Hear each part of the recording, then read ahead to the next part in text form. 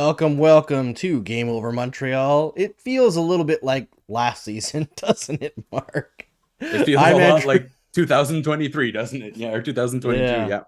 Yeah. I'm Andrew Berkshire. He's Mark Dumont. We are the two hosts or co-hosts of Game Over Montreal. I know everybody like taking the temperature on Twitter tonight. Obviously, it's not the feeling of the first two games. People are really upset. I think the Kirby Dach injury really took the wind out of everybody's Everything. sails that were positive tonight. That's the severity of it, right? The I know it's not confirmed, but the rumor that it's ACL and MCL and he's done for the year is unbelievably Mhm. brutal.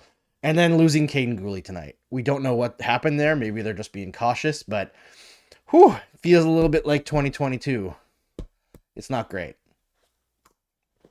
I'll say this, Andrew. The Habs outscored them at 5-on-5, and that's what matters.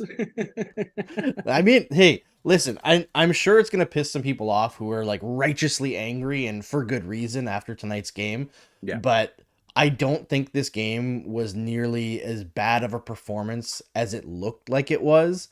Obviously, score effects play a factor, but at 5-on-5, the game was not that far apart. The difference, mainly from what I saw, was that the Canadians remain terrible on special teams. And a couple of people got mad at me when I mentioned on Twitter, but Marty St. Louis did an interview with Eric Engels before the season started. And one of the things that he talked about was the power play. And St. Louis said, like, hey, like, we just don't really practice it because why? Like, at this point in their development path, what's the point of spending a bunch of time fixing the power play when you've got all this other stuff to fix? And like we've seen the 5-on-5 numbers actually get a little bit better this year. Mhm. That's more important at this specific juncture than special teams are. I think special teams you can fix a lot quicker with like really strong coaching to begin a season once they're competitive. But it makes sense to build the foundation before you build the extracurriculars. It's just I understand it. I agree, but here's where I'm going to say why it's stupid. Okay, what you just said was really smart, but here's why it's dumb. Essentially, you want to make sure that you pour your foundation, all that, but your roof is leaking. You know what I mean? It's sapping all the momentum. It's sapping all the energy. It's sapping all the excitement from It this is. team. So you have guys that are playing well 5-on-5, and then they get demoralized. So I get what he means. It's kind of like when you're looking at a goalie, right? To me, that's the last chip you put in place there, but you'll need one eventually, right, to actually succeed in this league. So I hate the idea that they don't practice the power play, if not just for development reasons, because it has to be good in the future as well, and it won't get good that quickly, but just for the morale, because it's so tough to cross these seasons where you don't win many games. So me, for the morale side, for the locker room health side, I think they should maybe practice a little more off, or at least, Andrew, practice defensive play during the power play. I mean, don't ask too much of them, Mark. Trizak asks why not work on all of it. I think here's the thing: there's very limited time to actually It really is. practice Yeah. in the NHL. Coaches like I understand it. The NHLPA is pushed for like pushing back morning skates and extra practices. They have uh, days off that they have to have. They have to be Yeah. given. Uh, the coaches have a lot of work on their plates, and I think St. Louis has come into this taking such a high concept look at everything that he's really starting broad and trying to drill down into details. And I understand where he's coming from, but like Mark said, it does take the wind out of their sails a lot, a But you lot. make a really good point. I think it was Jack Hahn that explained that to me. Is the life of a coach is so you have no time, and the time that you actually have with a team is even more limited, right? So you're getting on the plane, you're reviewing tape. By the time you land, you go to sleep, you get up, your quick practice. You don't have time to really come up with a new practice routine. That being said, oh hi Claire. That being said, uh, at this point, I think you need answers just to maybe quell some of the fears from the fans, right? Because you still have to make the fans watch the game, and they still have to buy tickets. And I get what he's saying with not practicing it, but you have to eventually put a little bit of mustard on it. And here's the important part: Montreal MUFC mentions they did an interview with Burrows that was pathetic. Well, I'll say this: Alex Burrows is not running the power play. That's the No, other it's part. a collaborative effort between him and St. Louis, and St. Louis has like been very clear that the fault or like the pressure should not be on Alex Burrows. It should be on Marty St. Louis. And I think that's showing good leadership, but also I think we can look back at Marty St. Louis' record. It's bad. As a coach, as a power play tactician, he worked for the Columbus Blue Jackets as a consultant at one point, and they had the worst power play in the league. So the answers aren't there right now. I think that's very abundantly clear. But at the same time, as bad as their special teams are, I don't think they're 5 goals against in one game bad. Like this was a disaster game. And like I do want to hit on the special teams, like the things I want to talk about tonight. Obviously, for those who are joining us for the first time or who are regulars, we're going to have a presser at the end of the show where we take your questions. If you have off-topic questions, please hold them to the end. We'll give you notice so that you have time to ask them. But stick with us. We're going to talk about the game first and try to stick on topic. If you want to engage with what we're talking about at the time, feel free. We'll shout you out. We'll take your input and bring it into the show. But off-topic stuff, save it for the end. And that's a warning for me too, right? Just keep the off-topic stuff till the end because I just tried a really great blizzard and I want to talk about it, but we'll get to it. We'll get there. Yeah, I do want to like talk about special teams in this game, and I think that's really the main topic of everything for this game. But I feel like we have to start that with the way that the game was officiated and the ticky-tacky calls. And like here, listen, like the number one to me is the Slavkovsky fly through where he just lifted the stick and the guy let go of it. And like, is it a dumb penalty? I know they were going all over Slavkovsky on the broadcast. Yeah, it's a dumb penalty. Is it a penalty though? He has a right to space and he lifted the guy's stick and he just let go of it. And stick checks are legal. Yeah. They are entirely legal. It was not a slash. It would be interference to me if he like went into the guy on purpose, but just moving his stick to me, that's not interference. That's fighting for space, which you're allowed and especially to do. That's what you want to see Slavkovsky do, right? Now, I'm a big proponent of never blame the refs because every team gets bad refereeing, but I will admit tonight it was not great. For example, the Tanner Pearson ghost call there with the high sticking. Brutal. Even in WWE, if you were rehearsing, you'd be like, "Oh, tighten that up." You know, we can still see the gap there. So yeah, like, go to the right side when they slap you, and you go like this. Yeah, exactly. So it was some Hulk Hogan-esque type acting on that play, but it's just the momentum that kills you, right, Andrew? That's what we're getting back to. Is that first power play was so? It wasn't even that they allowed 2 shorthanded goals, but that's obviously not great.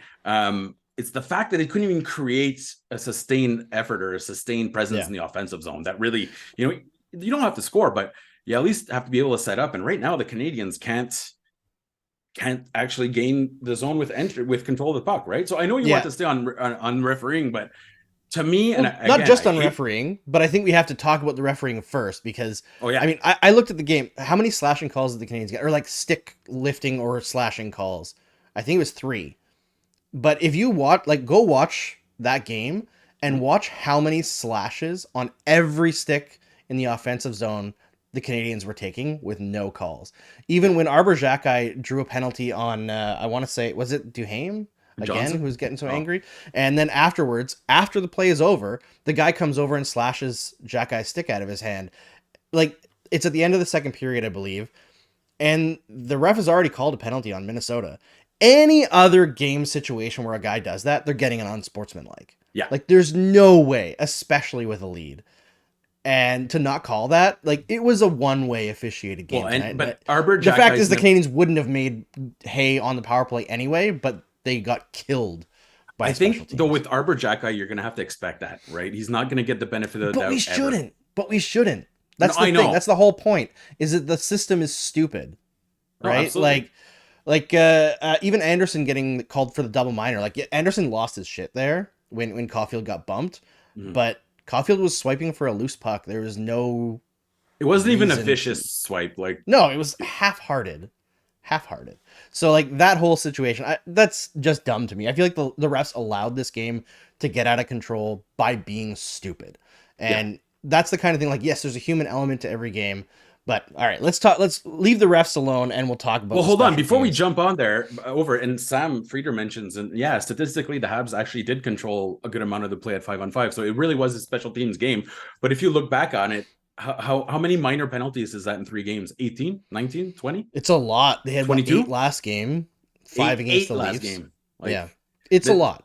So, and again, we go back to last year. The Habs were incredibly indisciplined, right? So Yep. I don't, but I feel like, again, and it's not a pylon Martin St. Louis night, but that's kind of goes back to the coach. He's the one who prepares them to get ready. He's the one who tells them how to play, Uh, but to an extent, I think part of it is the fact that they're still not a good team, right? Like when you're not as talented as the team, especially tonight, where as much as we can talk about the refs and like the Canadians were done no favors, they also did not come as prepared as the Minnesota Wild did. no. And I'm not talking about like, oh, the effort wasn't there. It was just like the precision of play is more what killed them than the actual special teams, if you get my meaning. Oh, Like absolutely. the thing that stuck out to me, because everyone's talking about that first power play, right, where the Canadians allowed 2 shorties. The second one I think was just dumb luck more than anything, even though they gave up a rush. It's not good, but the reason why they were allowing all these counterattacks against the Minnesota Wild, both at even strength and on their own power plays, is because they kept trying to force passes through the middle. And I appreciate them attacking the middle. That's not something the Canadians have done since They need to do more of it. Yeah. Kovalev. Like it's been a long time. But the Wild were incredible at putting their sticks in lanes, and the Canadians just didn't adjust. Every power play, every offensive zone possession, they were trying to go through sticks, and it was creating turnovers and 2-on-1s and 3-on-2s. The Wild had good sticks tonight. The Canadians had terrible ones, and nothing puts that home more than I think it was Eriksson Ek's goal in the front of the net there, where he got 2 whacks at it. And he was surrounded by Habs players. Yeah. Yes, when you're running a 5-on-3 and you have 2 defensemen in front of the net, and the one guy, the one opponent in front of the net gets 2 chances, what are the defensemen doing? What are they doing?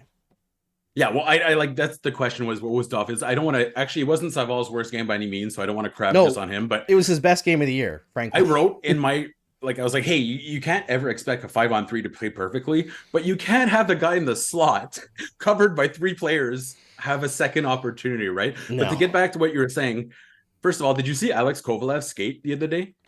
I did.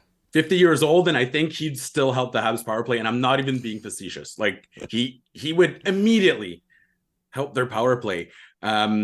And actually, I had something else relevant to the game, but I was thinking about Kovalev complete. Oh yes, Eriksson Ek. Just to hit on that real quick, I think that's a guy that the Canadiens should keep close attention to because he didn't immediately flourish while when he joined the league. It took him a few years. Really, last year was his breakout year. He's got that size, but he couldn't put it all together. So when you're looking at a guy, I'm not comparing him to Slavkovsky, but I'm just saying in terms of a big, tall, strong, lanky guy. Often takes a little longer to cement their place in the league. So Eriksson Ek is a really good case study, for being patient with prospects. And we saw him tonight. I mean, yeah, Habs fans probably didn't like it, but he was all over the place, right? So yeah, he had a great game. It was a good example that sometimes some guys take a little longer and it pays off. Yeah, although I mean, as much as we're preaching patience about Slavkovsky, I know he took 2 minors tonight, but I thought he was one of the better players. Yes, they were bullshit minors. What was the first one? I don't remember. The first one wasn't the stick lift. I think he slashed someone. But either way, Bazu Arpon said Doc's out for the season. Kirby, yeah, that sounds about right. Angles fuck. Also, we're mentioning here, I forget who someone went back and got the numbers for us, but secret agent man, 22 penalties minors for the Habs, and I think there's a couple double minors in there, but yeah. I mean, some of that is just crazy early season numbers, and if this happened between game 55 and 58, we probably wouldn't be talking about it too much. No. Same as like the 3 empty net goals against in the first 2 games there. We probably wouldn't be talking about that as much if it wasn't just within the span of 2 games. It's kind of funny. Only 13 empty net goals in the entire NHL, and 3 of them or like 6-on-5 goals or 6-on-4. They can't. Yeah, they have a really hard time defending the 6-on-5. Oddly, right? But they're not a good defensive team. Like they're getting a little bit better, but when the pressure's on, there's a lot of scrambling, right? And I think people kind of freak out about the defense, right? Because it's you want all these guys to be taking big steps. I think the biggest steps so far this season that I've seen have been from Xhekaj. I think he's been really good. Big But time. even though I think every young defenseman on the team is quite good, as a unit, they're all still learning, right? Yeah. So they're still quite bad Yeah, as a absolutely. whole. Well, and that's why I go back to the, yeah, I get why they don't practice the power play, but that, like, let's say you'd score a goal or you wouldn't allow two in 35 seconds. At least it'd create a little bit more momentum, right? A little more excitement for these guys to kind of build on. So it kind of falls all into that same, yes, in the rebuild, there's certain things that you do at a later date, but there's some things that just sap your energy. And I feel right now, obviously, the special teams are really sapping the energy now. And we're getting a lot of great comments in the chat. Somebody, Christian's talking about drinking. Listen, don't start drinking on behalf of the Habs. Start drinking because bourbon tastes delicious. That's what you really want to start drinking for. But we have another comment here. Montreal MUFC is just talking about Martin St. Louis being a cheerleader. What's your opinion on that, Andrew? Because you know my opinion on Martin St. Louis. I think he's a good motivator. He's one of the best players to ever play the game, and he's a guy that their players listen to. They'll run through a brick wall for him. I don't think he's good at strategy, at X's and O's, and I think that's really coming to the forefront. The lack of adjustments, the lack of preparation. There's something and it's too early to criticize, talk about changing coach or anything, but I think that's actually something the Canadiens have to reckon with, is that here's where the lack of experience comes to the forefront with St. Louis is the lack of adjustments and the lack of, being able to strategize. I mean, I don't think that he's unable to strategize. I will say most head coaches in the NHL are not X's and O's guys. True. Most of them are primarily Letowski's motivators. the X and O guy, yeah. Right. Like most of them are motivators, and then the assistant coaches do the strategizing. I think Marty St. Louis probably has a longer tenure with the Canadiens than an average coach because he's taking over at the start of a rebuild, and he's given a lot of latitude because he clearly had, like, he talks all the time about his like big binder of concepts and things that he's got going on. I think people need to be a little bit patient and give him the benefit of the doubt because they're trying to do something different. You look at man, I'm blanking on his name now. The head coach in Buffalo, Don Granato. I don't really. Very, very similar coaching style as Marty St. Louis, and took a bit to get going. And now the Buffalo Sabres are starting to take that hum. Now the Sabres have all of their key pieces in place for their rebuild, right? So it's a different scenario. St. Louis doesn't have that. Now he's lost Dach and probably Gouli. Well, how many healthy lineups has Marty St. Louis coached? I get that, but the Canadiens shouldn't fall apart the moment Kirby Dach's out of the lineup. You know what I mean? Like, no, they shouldn't. And we all recognize his importance and all that, but at the same time, man, like, he's not an all-star. He's still, like, let's be honest here. He's a really good player on a not so great lineup. So, like, the Habs should not dissolve like a raccoon with cotton candy putting it in water there. You know what I mean? Like, they should still have some sort of pushback. It's just in transition where they struggle, right? And that's where I thought tonight, I thought it was weird that Martin St. Louis ripped apart all his lines. Like, I didn't really understand why rip apart the top three lines, if you just had a hole on the second line. Well, I mean, I understood it because, I mean, Anderson doesn't fit on that top line. I think he was better in the first two games than he usually is. I think he's come a long way in terms of adding things to his game, but he just can't think the game at the level that Caulfield and Suzuki can. I like Harvey Pinard up there. I thought that there were moments tonight where that line was starting to cook a little bit, but they just couldn't get it going. And I think that's something, like, as much as people are frustrated tonight, and I get it was a really frustrating game to watch, they're 1-1-1 when last season they might have been 0-3. And we're gonna get a lot more of these. That's the other part too. I was trying to buckle in. The jerk that was like, hey guys, they're not gonna do great this year, but I kind of periodically popped on through and be like, hey, what's everyone thinking the Habs are gonna do? Oh, playoffs, they're gonna fight for the playoffs. I was like, oof. Okay, realistically, bottom 5. And I actually think they're a lot better than what I thought they were this summer, but there's going to be more of these games. There's going to be a lot more of these games. And I'm seeing a lot of people saying, like, the assistants are bad at strategizing too. I don't know if we know that for sure. Yeah, it's hard to tell. I think it is really hard to tell with the state that the Canadiens are in, like the mode, I guess. Like, what is their goal to accomplish, right? And let's be honest, this game was a bit of a disaster game in terms of puck luck, in terms of officiating, in terms of preparedness, in terms of precision, all those things. They were all off tonight.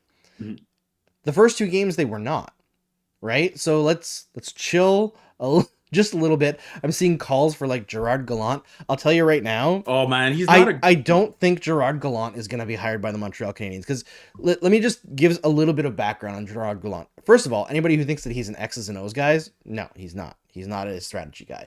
You look at Gerard Gallant's teams, and outside of, I believe, the Golden Knights, all of them have been terrible by underlying numbers, like absolutely terrible, flying by the seat of their pants on shooting percentage and having like Sorokin or Bobrovsky just pull save up the day. great, yeah, saving the day, right? So I don't think that's going to happen. And Gerard Gallant also has a reputation that has followed him through multiple franchises where management will give him a directive or give him input and he flat out ignores it. And that is just not going to fly. Not as a head coach, and I don't think as an assistant either. Well, he's a best friend type of coach, right? For a lot of the players, right. But then it's kind of like Michel Therrien, where he had his favorites, but then he had the guys that he hated. So yeah, I don't know if that's a situation you want to put the Habs in, but no, the coaching staff's not at risk. I will say this though. Someone asked after I mentioned that Burrows doesn't coach the power play, and they kind of gave me the Office Space line, like, so what would you say he does here? Like so Burrows runs the forward lines, essentially. Yeah. That's all he does on the team. And I will say this, that's not a huge contribution. He does the play calling too at the end of games when they're like down a goal or whatever. Oh yeah, it's not Letowski. I always see Letowski with the board, but okay. Yeah, I haven't Burrows at the end of the games usually. I have to go write my report, so yeah, it's usually Burrows who runs the last ditch effort of the game, but I don't know. I mean, it's hard. Assistant coaches' roles are rarely defined publicly. Yeah. They rarely speak to media. So it's really hard to dig in on that. I will say I haven't been super impressed with Robidaw's running of the defense. I know he wasn't the worst tonight. You're going after Savard again. That he can't play, man. He can't play. Like, he does his one or two good things a game, but there were several times tonight where it's just like, what are you doing, man? And I just can't see why he's playing over Barron. Frankly, it's ludicrous. Let's put it that way. I was going to write an article today. Unfortunately, I couldn't. My back was. I'm on pain pills now, so I'm feeling great. But my back was messed up all day, and I was looking at the numbers.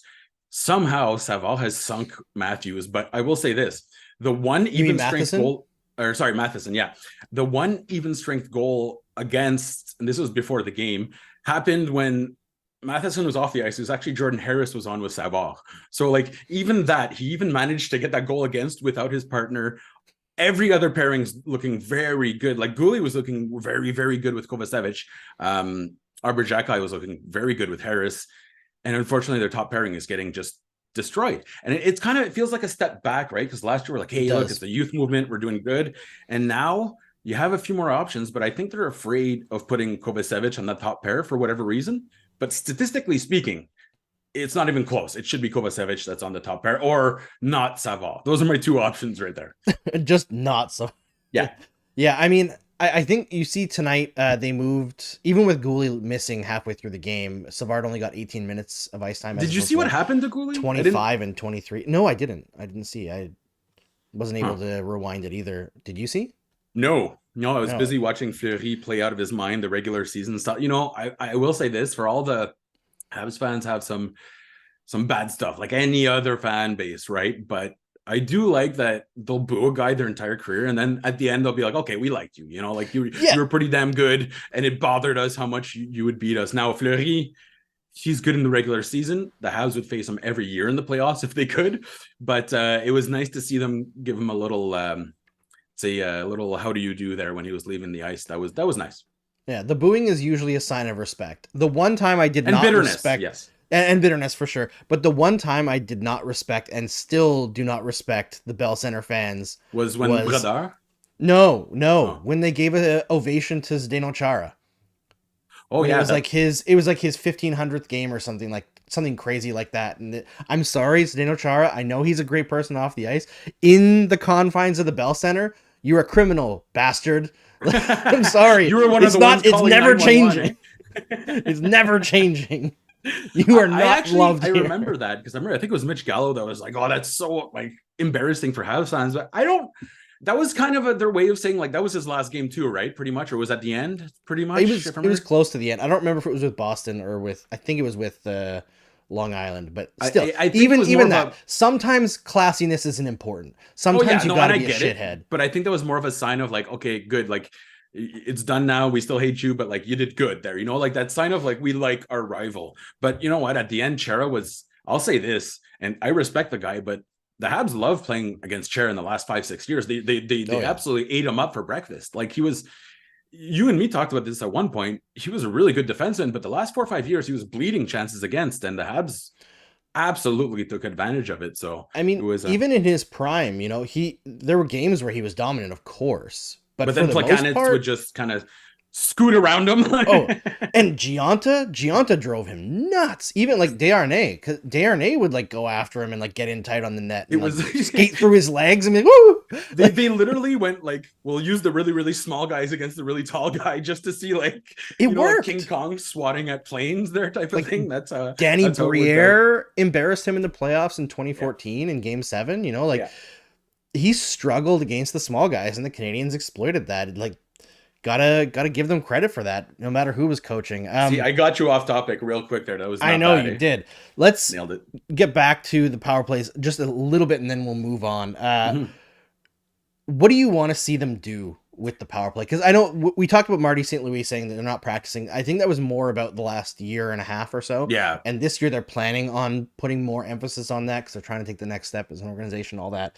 But Mhm. what would be like your first couple of moves on the power play? Because based on tonight, obviously losing Dach was massive just for puck control. Replacing him with Anderson, who is very bad at the things that Kirby Dach is very good at, Yeah. was not a good choice.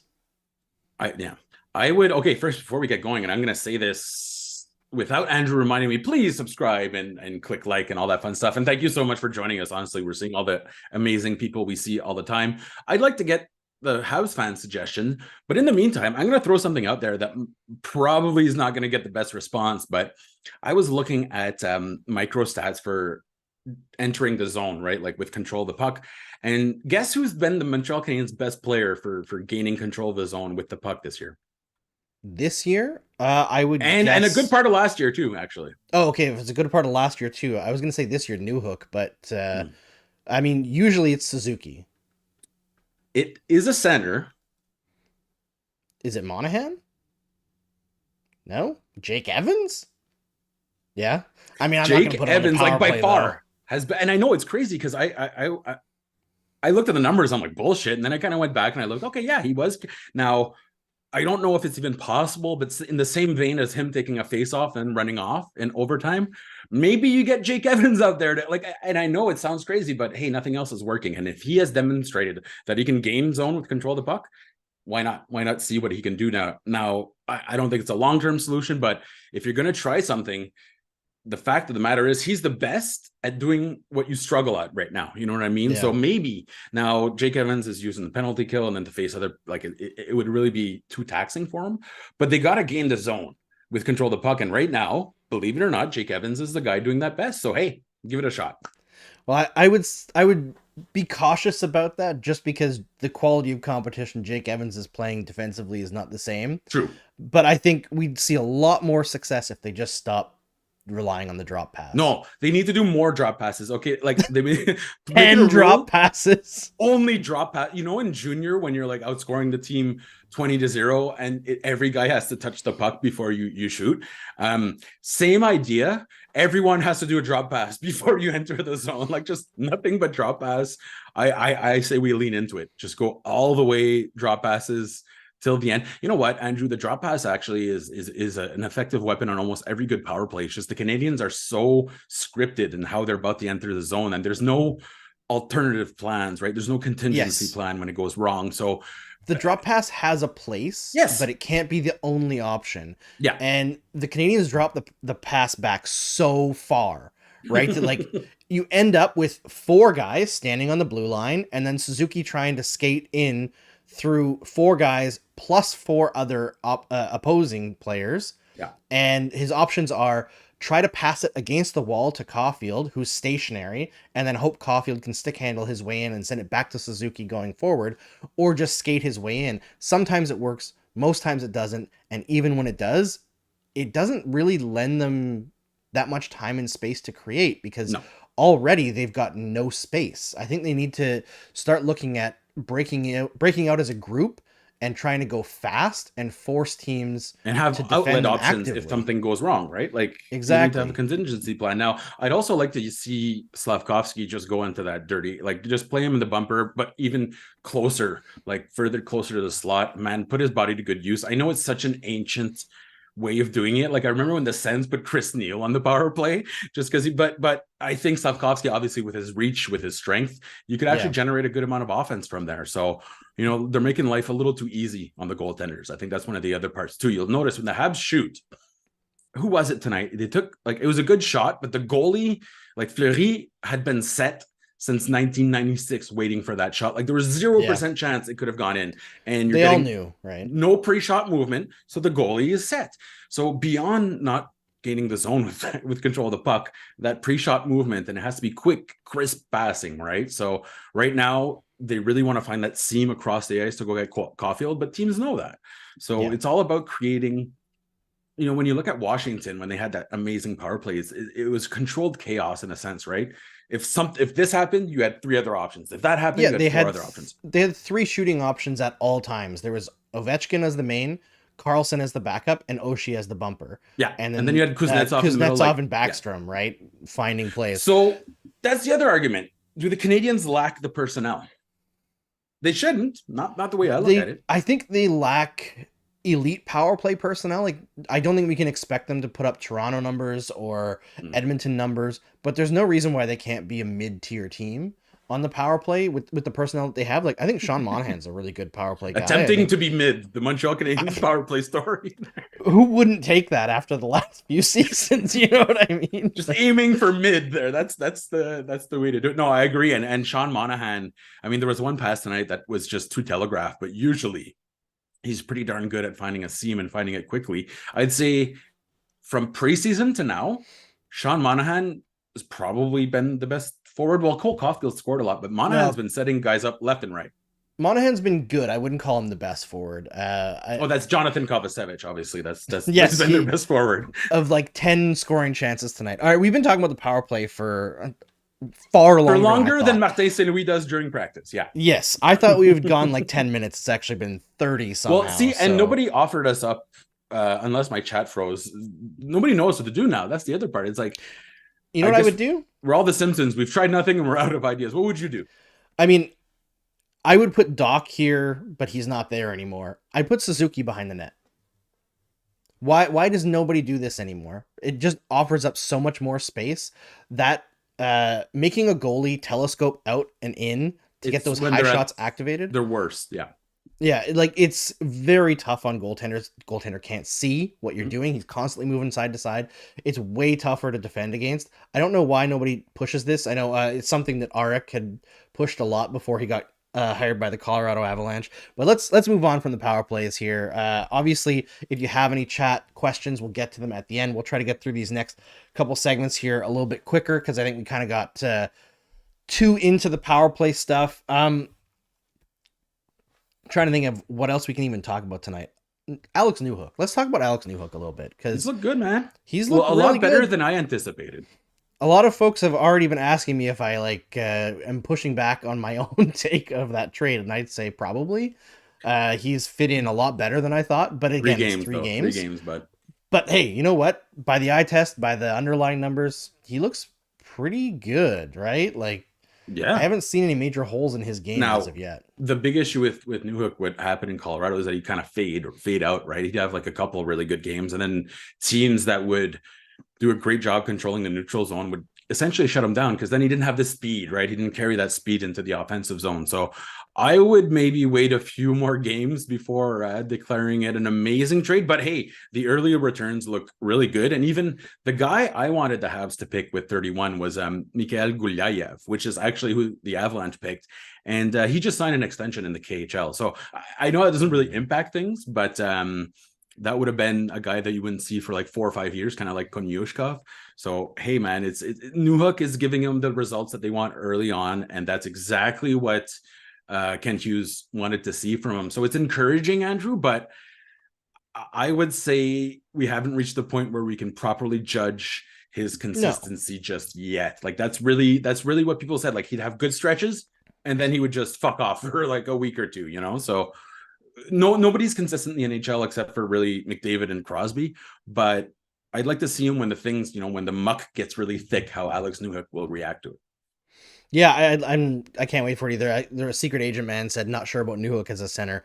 I agree. Me too. That's not the long term plan. I don't think they'd have him there right? if yeah. Yeah, so yeah, there's people saying Doc's out for the season. We know we talked about it. It sucks. It's brutal. Like what a killer! Like that's gotta. I know that they responded well against Chicago when he went out, but to hear that he's out for the season, like I almost can't blame them for showing up kind of crappy tonight. Like me neither. But again, I'm gonna it. go back to it. Like I like Kirby Dach. I think I'm the guy who's probably complimented him the most, but it's just goddamn Kirby Dach here. Like, let's not exaggerate. It's a guy that's never reached 50 points in his career, right? Like, yeah, I don't mean like I think it's all right for them to be terrible without him. But they could be disheartened. Yeah, right, disheartened for the one game. Like, and I expect them to get back at it next game. When they talked about Caulfield, or when Caulfield talked about it, when Suzuki talked about it, when Slavkovsky talked about it, they were all pretty darn sad, right? Because they knew, like, just in transition, who else do you have? But I would probably, in my opinion, Andrew, I don't love all the shuffling they did. I would have just essentially shifted Monahan up to the second line. I think he's your best guy to really replace Dach in a long-term measure. I agree with Secret Agent Man saying that you just can't, you can't rely on Alex Newhook long-term as a center. We saw some okay plays tonight, but I think that through the whole season, it'll probably be a little rough on Newhook to play there. So I would go Monahan second line, or Andrew, and I've been kind of pushing this for a while now, break up Suzuki and Caulfield, man. Like, I get it. I get the memes, and I get that Montreal Canadiens, their entire marketing is like, look, they like each other as friends, but they're still going to be buddies even if they're not playing on the same line, right? Like, they have not shown enough chemistry together without Dach to have any sort of sustainable long-term results. And that's a fact, statistically speaking. They've gotten by on pure talent because they're talented. But you can't keep your top line at 40% control of expected goals for the rest of their careers and expect them to do well. So I would actually break those two up. I think it's too early for that, personally. I think that the amount of pressure on that pairing is just immense. I think the only way you can do it is if you're deciding that Suzuki's going to be like a sacrificial lamb facing all the top competition with like defensive wingers, and then you try to get Caulfield with someone else. But yeah, I just don't see, especially with Dach out, I don't see a fit anywhere else for Caulfield that's going to get him the puck in the places that he needs. Well, Monahan's like a Dach light though. Well, yeah, but I think Monahan you need with Slavkovsky. Like that's I feel like the second line should be Newhook, Monahan, Slavkovsky right now. And then the third line, yes, that's what I was saying. Yeah. But I think with Harvey Pinard, I'm not concerned about that line. No, and Pat Dupuis asking who's your fourth line center. I maybe Dvorak comes back. If I was Grant McCagg, I'd be saying, "Hey, good news, Dvorak's coming back, and he's outscored Kirby Dach." He's got 7 more games he has to stay. Stay out because he's on LTIR. But apparently he's pretty close. And this is gonna sound such like a cop out. I don't care who's centering the fourth line. Yeah, like I genuinely don't. Bring up Philippe Maillet from the Laval Rocket if you have to. You know what I mean? Like, just get your top 9 going healthy. And I really think Monahan on the second line will be the key to that. Or when Monahan played on the top line with Caulfield and Suzuki, the numbers were like very Dach-esque. You know what I mean? I mean, they can't afford to do that now that Doc's out. No, but here's the other part: one center left. Isn't it a little concerning that you keep having to throw centers on your top line to make it work as wingers? No, it's not concerning. I mean, Dach wasn't a proven center at that point. True. I mean, Harvey Pinard, I don't think fails to work on that line. I think that the first 2 games with Anderson have also been okay, not great, but okay. I think there's so many people who are all over Suzuki. I do think he looks a little slow, but I'm not seeing what everybody else is seeing in return in terms of like playing terrible. Was he forcing passes tonight? Yeah, because everyone was forcing passes tonight. It just was not a good night. But I think we got to chill a little bit on Suzuki. You know what? Let's end on a positive, Mark. Our last bit. You know who looked legitimately good tonight? Brendan Gallagher. He looked like Brendan Gallagher. Actually, you know what? He the first game was a bit rough, but the second game he actually had a couple good scoring chances too. Um, I like what he's doing with Pearson. Well, obviously that's going to be that got switched up, but he looked pretty good there with Pearson and Monahan on that third line for the longest time. And tonight we saw, I mean, they're unlucky to not score on that play where Gallagher had that big blast and Pearson, like Fleury was just out to remember his good night in Montreal, like most college students in the States when they come up here. But they really should have scored a goal there when Pearson had that great rebound chance.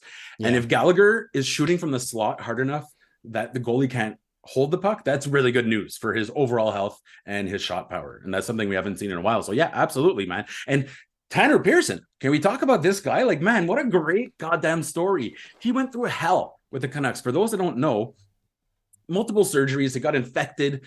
The Canucks essentially said like, hey man, you know, we're not going to give you your an extension.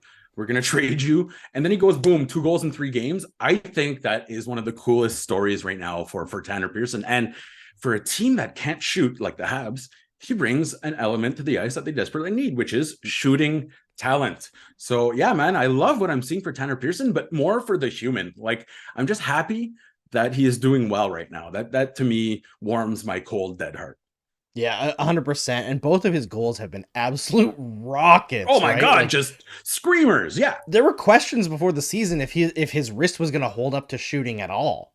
And they were saying, like, at one point, Martin St. Louis or Kent Hughes is like, oh, it's 80%, which that's crazy. That's to me. Like, 80%. There's no health bar. There's no health bar on your goddamn hand. What does that mean, 80%?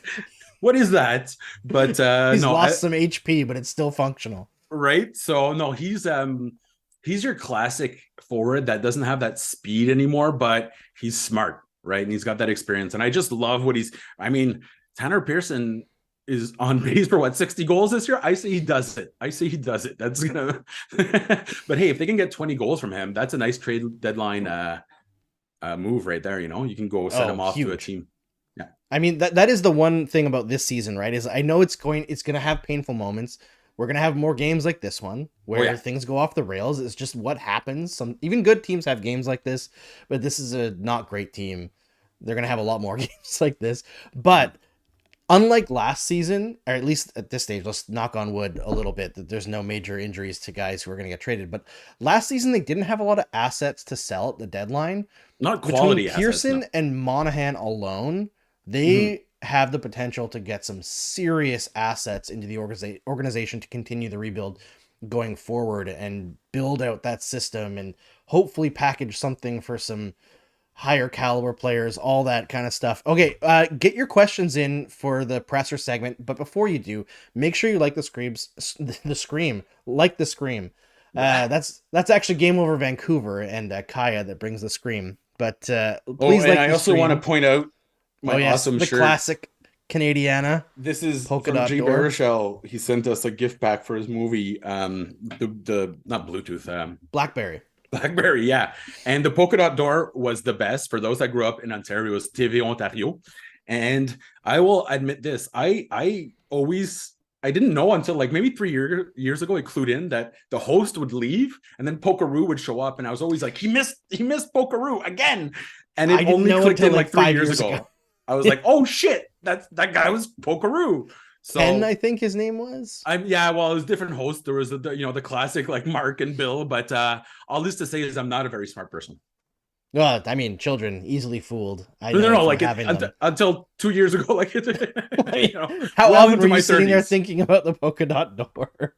Exactly, but no, it is always good. And you know what? I'm a big fan of everything Jay Baruchel does because he loves all the same stuff as I do, like the obscure Canadiana. He's the only guy when I post like the Edison Twins theme song from CBC in the 80s, he's the only like I would get. So support everything Jay does because he's trying to bring some Canadiana back into our culture. Yeah, he's very, very passionate about Canadian history, Canadian media, Canadian art, and everything. Also Jay's just a quality human. Like, good dude. One of the nicest people I've ever met. I'm so fortunate to know him. I hope I can get him to come on the show again this year. We had a lot of fun with him last year. But yeah, get your questions in. Make sure you smash that like button on the stream. Subscribe to SDPN. Always share our stuff for Game Over Montreal. We want to continue to grow. Before we get to the questions, I just got to say one other thing positive from this game. Michael Pezzetta. if there was ever a guy who was trying to show you, I do not want to be waived, I do not want to be traded, this guy, man, in a game that had very little energy, Yeah. Michael Pezzetta brought it. He absolutely brought it. Took down two guys, laid a massive hit before that Clean second on fight. John Merrill. Clean. And clean, super clean. And you know, there was a few people that were responding to me after the first fight, like, what is he doing? I actually love that. This is the kind of game where guys like Pezzetta or Xhaka can actually make a huge difference by waking guys up. And the whole first period where Minnesota was dominating, getting all the power plays, etc., the bad shorthanded chances, shorthanded goals, I was just like, why is no one going out there and just crushing someone to wake these guys up? Pezzetta did it. It didn't work. It was too little, too late. But that's not his fault. He did, and he was good in preseason too. He was scoring goals and stuff. Like I know I always have a soft spot for the fringe guys that bring some value. But if you're gonna have a guy on the fourth line that fighting is in his repertoire, you also want a few goals. And every year you get 7 or 8 goals from Pezzetta. I think he's the hardest working guy on the team by far. He has to be. He has to be the hardest working guy to stay in the NHL. So I'm a big fan of Michael Pezzetta. And you know what? He's incredibly nice. Like, he was so nice to me when I worked for that. Yeah, I really like Michael Pezzetta. And as much as the Montreal Canadiens can say that they retired metal, we all know that Michael Pezzetta ate his soul. There can only be one. Man, Michael Pezzetta, what a terrible, like, and I can't be too harsh because it's my former colleagues, but wow, what a stinker of an idea. Like, terrible. I got unfollowed by Jeff Molson when I wrote, like, when I made fun of, I was making fun of the jersey. He didn't mind, but I made fun of metal, and that was like a step too far there, So yeah, the funniest part was that he was a hardcore metal guy, and his favorite band was Styx. Yeah, Styx, not Pantera, not Tool, like not actual metal, but not even like Metallica, some soft, but yeah, Styx. Clearly, Jeff Molson was metal. Yeah, it was probably that's my theory. Quite possibly. Yeah, absolutely. But no, hey, big fan of Pezzetta. And he's the kind of guy, again, in these tough seasons that'll bring a little bit of life to the locker room and a little bit of pride too, right? You want to see that. Now, it was unfortunate. The guy had just been called up. He's not a fighter, but he saw Merrill get hit. And also, as an aside, Merrill's been playing really well for the Wild. This is what we thought he'd do with the Habs, but he never did it. He was terrible. Yeah. But he's been great now for Minnesota. What a nice, clean hit, eh? And the guy that fought Pezzetta just knew he had to do it, but man, that backfired. Like, he chose poorly. He did. I mean, credit to him for sticking up for his teammate anyway, even though it was a clean hit. It probably looked like a dirty hit from his perspective. Let's get some questions here before we close it out. K22 Paper Dolls says, first of all, she says that the Canadiens Twitter account just specifically said that Gouli got hurt in the second period. When being very forthright is not actually necessary. And then she asks, should the Canadiens think about bringing up Joshua Waugh, who has 4 points in 2 games? No, leave him there. League? Yeah, leave him there. Right? Okay, we're both agreed on that. I would rather bring up Elias Anderson or Joel Armia. It has to be Armia, let's be honest. Now, doesn't have to be. Well, I mean, he went down and he's playing. I don't know. It doesn't have to be, but it kind of has to be from a veteran standpoint, and they have the cap space, so there's no excuse. But regardless, we agree. Joshua was cooking. Let him cook. Let him cook in the AHL. And I want to avoid the yo-yoing. Like, if there's an opportunity to play him in the top 9, sure, maybe. But I don't want to see Joshua Roy on the fourth line. I'd rather see him get 22 minutes tonight in Laval. And like, we talk about him being NHL ready. He has fewer than 4 games of professional hockey experience, right? So I don't know if I want to bring him in this situation. Laval needs to keep playing well. So I leave Joshua Roy there, and I bring up Elias Anderson is probably the guy that I look at, because he's the closest to being at the decision point, right? 24 years old, needs another contract, 1-year deal. Let's see what he can do in the NHL. Yeah, I'd lean towards Heineman just for the shot. Try to get the power play going. Heineman? Give them another look, yeah. He's injured for the rest of the season. What? When? Sorry to crack that news, but Emil I saw he had an upper body injury. I thought it was minor. He went down the same day as Dach was out indefinitely. The best news we got that day was that Reinbacher is only out for 3 weeks. So yeah, exactly. This fucking team, man. Like, what the hell is in the But this is water? what I was saying last year when everyone's like, "Oh, you got to fire the medical squad." It had so little to do with the medical squad. It was Yeah. shit luck, players lying, and then a little bit of like, "Hey, letting them back on the ice too early." But it's always the players saying, I'm good," when really they're hurting. So Yeah, yeah, but even that, like this year, nobody's come back from anything, right? Like, there's literally nothing that could be done about any of these injuries. no, It's and Doc there with everyone saying he's insane. injury prone. I think it's honestly, I think it's dumb to say that because what are you saying here? That he's prone to getting slammed into the bench and then getting, breaking the laws of physics with his knee as he's sitting on the bench after a hit? Like, is that what people are saying, that it was bound to happen?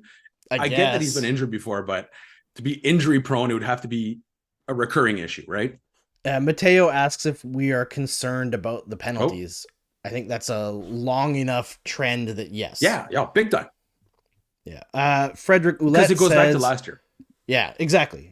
So it's not a small sample size thing. Frederick Ouellette says, we're out of solutions for the power play, but what about the PK? How to make it better? Whew, man, I feel like the PK, a lot of it comes down to attention to detail, like sticks and lanes.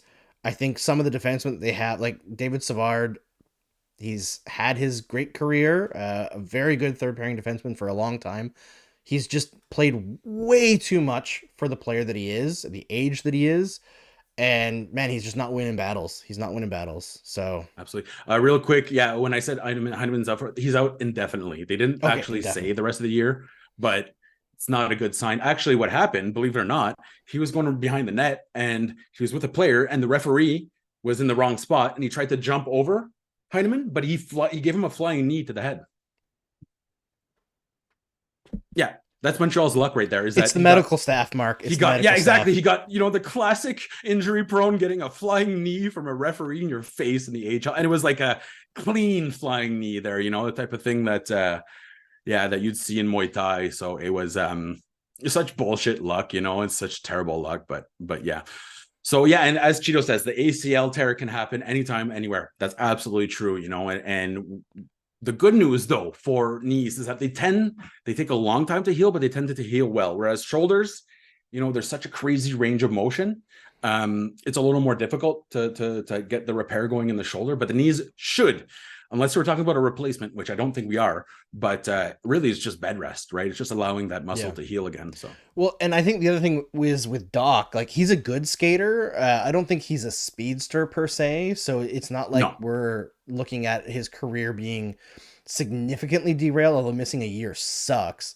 But he's big such time. a cerebral player that I don't think anybody should be worried about him losing a step or Well, how anything many? at Okay, his and this is age. going to sound such like a shitty thing to say, but it'll also save on the contract extension down the road, right? Like so I don't know. I'm looking for some positives here. There aren't a ton. Mathieu Barrette asks, how many starts for Primo? Well, this is something that I mentioned at the end of the game. Let's get him in there. Like I think, and I'm not trying to be harsh, but both Allen and Montembeault have looked shaky as hell since the preseason. I think And Montembeault's been fine in the yeah, first two games now. I Yeah. think he's been bad. No, Just I don't like think letting so. in these crazy, like the one where it almost 4-0, he wasn't even looking at the pass. He was looking this way and the puck hit him. And then he was like, oh shit. And he's swimming in his own zone. I Matheson mean, came that's in and saved Montembeault, it. though. Hmm? That's Montembeault. He looks like that whether he's playing well or bad. Fair enough. And I'm not ready well, actually, I am ready to trade him, but I said that a long time ago. At $1 million, he's never going to be worth more. But I'd like to see Caden Primo get a start where not everyone in the lineup has already been on Expedia right before the game, booking their summer vacation, not playing behind a blue line that's like 3/4 Laval and 1/4 Trois-Rivières. Give him a start with some decent players just to see what he can do, man. Might as well, because if not, like, what, you're afraid of putting him on waivers because he'll get claimed, but he's not good enough to play? It's got to be, those things can't be mutually exclusive. Yeah, So, I don't think it's that he's not good enough to play because I think Primo is actually the best goalie in preseason. I mean, obviously it's yeah, he preseason, was. who Yeah, he knows, was. but Well, he by was far. fine. I think it is strictly about how few games there were to start the season. It's going to be Yeah, 2 and now we weeks have to with wait till 4 games. Saturday, so you don't want Yeah, your two goalies to, yeah, as you yeah, you mentioned, don't they'll want to probably end up sit playing Jake like early Allen. Like I early expect, November. yeah, like I expect Allen to play the next game and then maybe Montembeault Primo. That's my guess because they've got But 5 games in 8 days coming up. yeah, So we'll see how it goes. But I agree they need to get Primo in there. It's just I think the beginning of the season schedule-wise and injury-wise, has been very unkind to the Montreal Canadiens organization. David Reinbacher is also out, I believe, indefinitely with 1 to 3 weeks at least. That was the good news. Okay, so that's not so bad. Now he's had issues with his knee before, and he's got a bit of a cartilage issue that's been long-standing there. So hopefully that doesn't develop into something long-term, but it was never considered to be a serious injury. So 1 to 3 weeks, he should be back in action. And I'll say this, I watched Cloton play Fribourg-Gotteron to play Zurich because they were playing against Vincent Rohrer, the Habs prospect. Without Reinbacher in the lineup, they are sucked. They are sucked. You know what I mean? So it's like the Canadiens losing Dach is what you're saying? Yeah. Essentially, they are sucked. They are now the suck without him. And so this is what I was worried about when he was going up there. I'm like, man, is it good level of competition? And it is. It turns out the Swiss League is much better than I thought it was. But his teammates are the suck right now this year. So they're going to be bad without him. But hey, when he's in the lineup, that's why they're trusting this 18-year-old with 25 minutes a night. It's because he's much better than most of his teammates. Yes, this is true. All right, folks, thanks so much for tuning in for tonight's game, even though it was a very tough watch.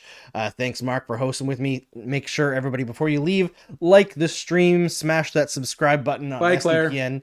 Make sure you share the replay, retweet our stuff, and all that stuff. It really does help. It really does. Give us a rating on Spotify or Apple Music. It really, really helps the show, and we want to grow, get more sponsors so that we can bring you more cooler and better stuff. For example, I'm going to be in Edmonton next weekend. Not this coming weekend, but the weekend after for the Heritage Classic, where we're going to have a live event for Game Over Calgary and Game Over Edmonton. A big combination. It's going to be super fun. We want to do the same thing with Montreal this year at some point. So help us out.